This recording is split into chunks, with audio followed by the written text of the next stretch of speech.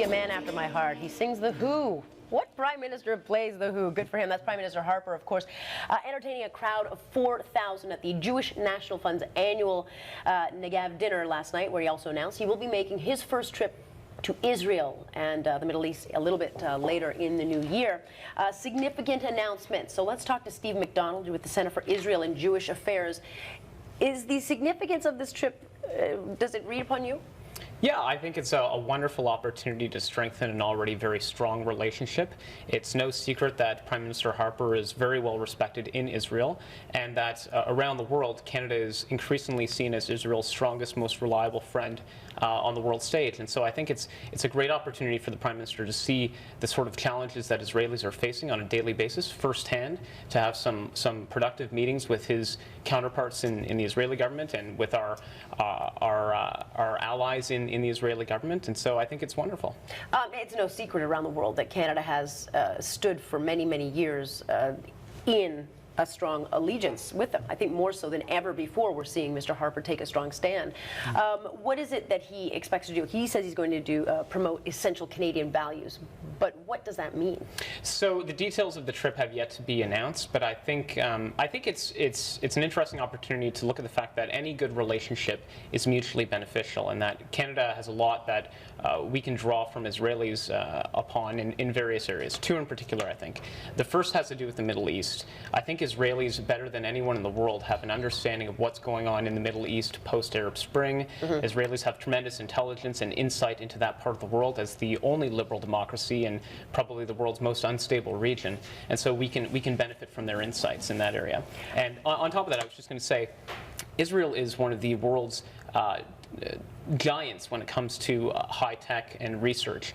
Israel, outside of the Silicon Valley, has the largest concentration of high tech firms in the entire world.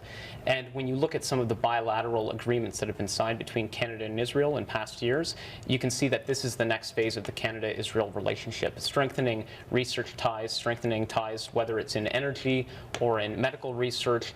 Israelis have a lot to offer Canadians, and so we're hoping that this trip will lead to a stronger bilateral trade and research relationship. Yeah, I mean, he's going over there, they say, to visit one bird sanctuary, and it's going to be named after Mr. Harper, but I have to think there's a lot more to this trip than the bird sanctuary, and I wonder, is it a political trip? I mean, how important is it for Mr. Harper to go to Israel, given that he has done so much here at home to show his loyalty? Oh, I think it's very important. I think he sees in Israel a country that shares our values, a country that is dealing with the same challenges that we are dealing with as Canadians. Certainly, it's a country that's on the front lines of some of those challenges.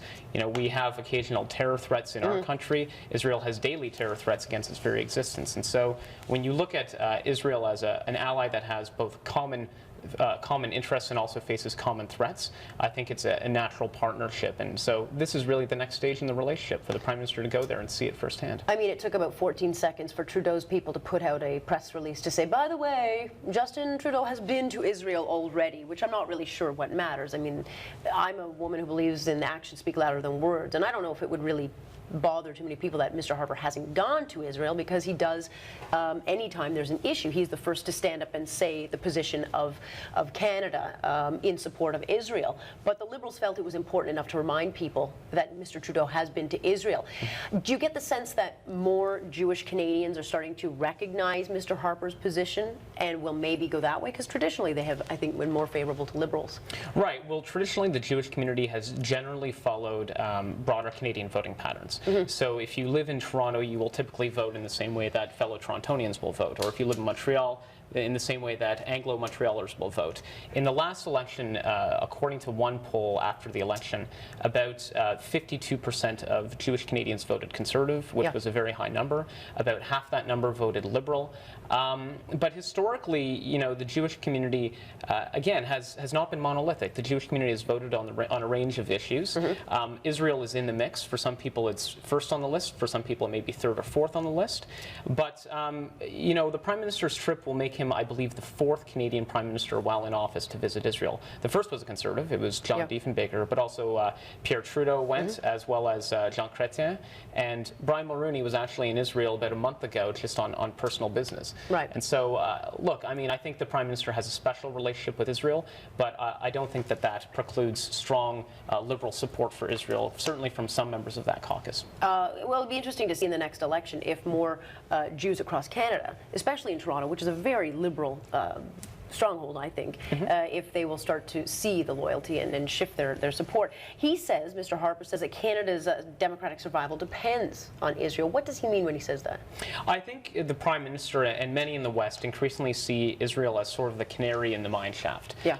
So if we do believe in things like the equality of men and women, the rights of religious minorities, including Christians in the Middle East, to have a future and to have their rights respected, if we believe in the power of democracy as not just a ballot box issue, but as an issue of freedom of the press, of freedom of dissent from the government. If we believe in this set of core values, Israel embodies these core values. And so when Israel is held up to a higher standard on the world stage, when Israel is singled out for isolation on the world stage, it is really a litmus test as to whether we view Israel as a country that should not be singled out, as a country that represents everything that we want to see in the future of the Middle East. And certainly an interesting time given the Iran nuke deal that was just struck, that he's making this trip now, what will be discussed. But he's also going to the West Bank, so he's going to a couple of different areas.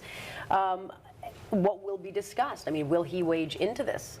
Well, certainly security is going to be top on the agenda, I would imagine. It's very interesting. You mentioned that the Prime Minister will be in the West Bank. Some Palestinian leaders have actually pointed out that because Canada has such a strong relationship with Israel, Canada can play an even more constructive role in the peace process. And Canada has more influence than it had before because we're not just blending in with the standard European consensus, but we're stepping out. We're taking a strong stand, a principled stand. And the surrounding Arab leadership sees this as giving us a certain amount of leverage and influence with the Israelis, and they respect us for it. Yeah, well, it'll be interesting to watch and see how it develops. I appreciate your insight coming in to talk to us. Thank you. That's Steve McDonald joining us this morning. We are taking a quick break. Hey, have you looked at your hydro bill? Did you go into shock?